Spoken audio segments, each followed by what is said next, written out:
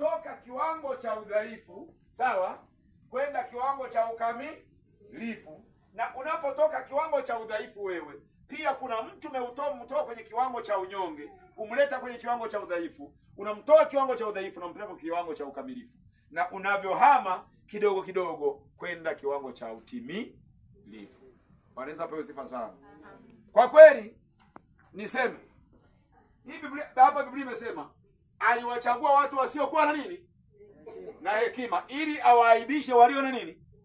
Ili hekima inayotumika kuongoza kanisa iwe ni hekima ya nani? Tuko pamoja? Lakini pia aliwachagua wasio na nguvu ili awaaibishe wale wanaonekana ni wenye nini? Na kwa hiyo nguvu ya kuongoza itokee kwa nani? Haya, aliwachagua wasio na cheo, si ndio? Ili sasa waheshimike, wawe na neno katika jamii, wawe na neno mbele ya wakuu, wawe na neno mbele ya wanaotisha. Amen. Tuko pamoja watumishi wa Mungu? Kwa hiyo cheo kitoke kwa nani? Kumbe kupigania vyeo. Unakuta mahali wamekaa watu wanasukumana, wewe unampiga mwenzake kiuno, unampiga mwenzake, unampiga. Nakumbuka tulikuwa na kanisa fulani, kuna